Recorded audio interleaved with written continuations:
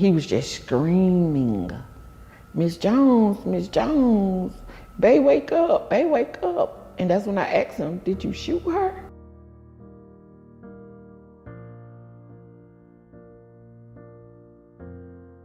Came inside with a gun and took his ex-girlfriend? Yes, he took one of my employees outside.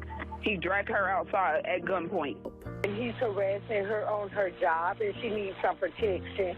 He's making her get in the car. He's making her get in his car. He's trying to take her. Not get in the car. Don't get in the car. He was beating on her, and he made her get in his car.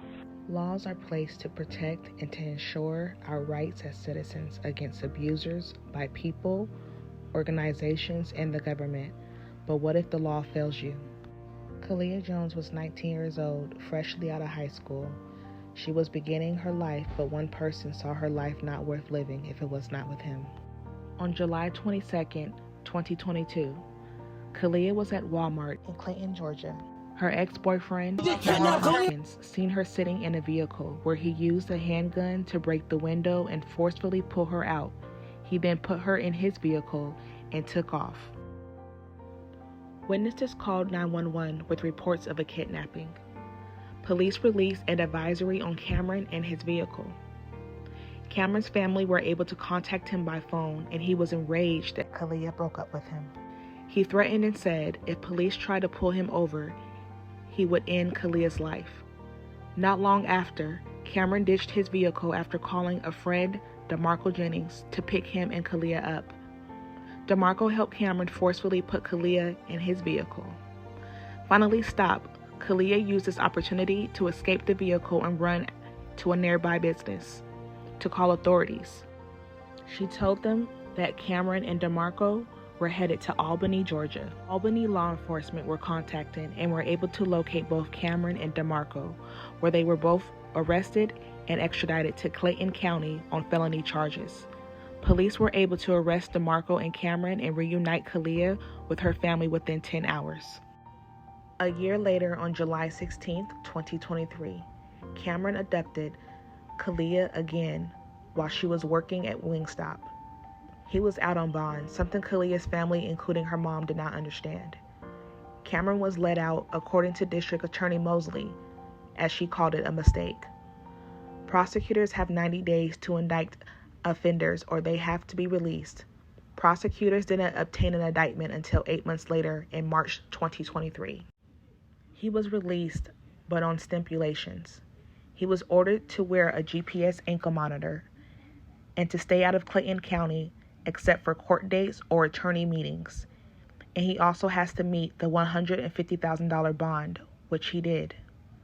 Because of this mistake, Cameron had the opportunity to abduct Kalia again. Well, we're still on A McDonald police Road, officer at about cited the red 90, Camaro, coming up to matching the Chelsea description, Drive. which led Radio, to a you high-speed contacted chase. Clayton County already? He just hit a meeting. He's probably going to go flat here shortly.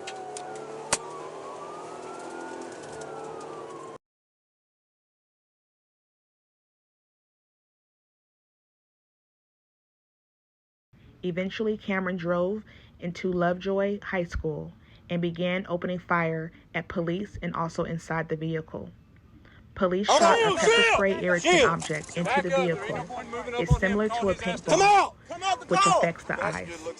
Come out! Climb over! Come out! Climb out of the window! Get out! Come out of the window! Come out the window! Climb out of the window! I know you heard that. She's deceased. She's gone. 109. She's gone. Man, get out of the...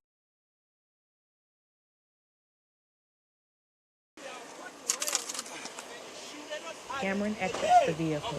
He is seen asking where Kalia was. Okay. We're not arguing with you, dude. All right, we're Stick your head out. Stick your head out. We're gonna dump this on you so you can get some of that OC out of your eye. Turn your head the other way.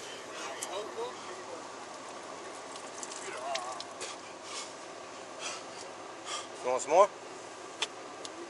You want more? Where is he? Yes or no? Do you want more water? Can I use some more?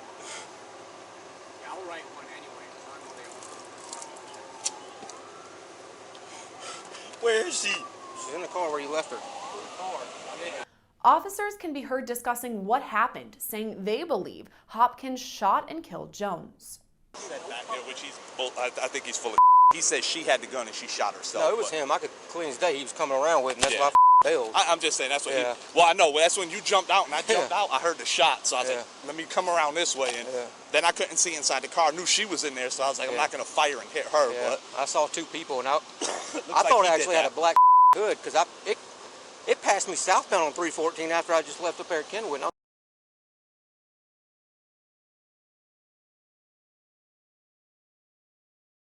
But sadly, Kalia was deceased. Cameron had shot her in the chest, the torso, and chin at the school Kalia just received her diploma a year prior. Kalia's mom recalled DA's Cameron offices calling her have to have some kind of a system. It varies from DA office to DA office. You have to track these. In Cameron Hopkins' case, Clayton County prosecutors took more than 7 months to obtain an indictment. To know her name. A mother holding on to the memory of her daughter closest to her heart. She might have loved him. He might have loved her. But at the end of the day, my child is dead. Dash cam footage from July 16th showing the pursuit that led to Jones's shooting death. Hopkins refused to comply with police after firing at them, with Kalia still inside the car. That's when police say they heard more shots were fired and assumed the worst. I think she's gone. Kalia's mom tells me it was in that moment she received a phone call from Hopkins. When Cameron called me, my daughter was already dead. And he kept saying, "Babe, wake up. Babe, wake up." And I said, "Cameron, you shot her?"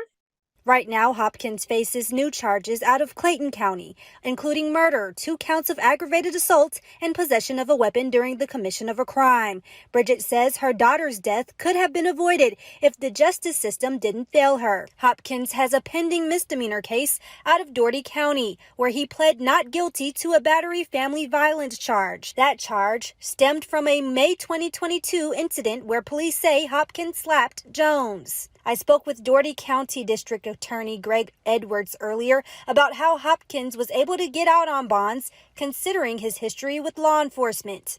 In this instance, beginning in Dougherty County, if there were no other instances that were shown to be instances of domestic violence, it is likely that he probably would have gotten a bond, but there will still be some special conditions normally attached to bond in a domestic violence case. Bridget tells me while she can't bring her daughter back, she will fight in her honor to save other domestic violence victims.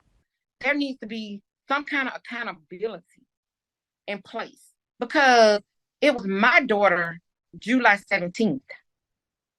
But who's to say August 1st it won't be their daughter?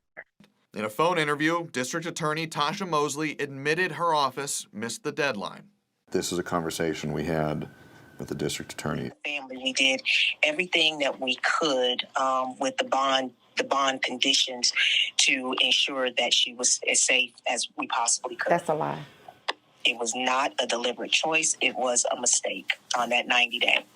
My child is dead because of a mistake, and I do not accept that. I do not. Since her passing, District Attorney Mosley says they have changed the procedures to prevent this from happening again. Now they have a shared email that goes to top command so cases like Kalia's can be priority and start being worked on quickly. Kalia's family is working on a foundation that will be in Kalia's name to focus on bond oversight. It's sad how Kalia's life had to be taken away to make a change, but Kalia's life was not in vain.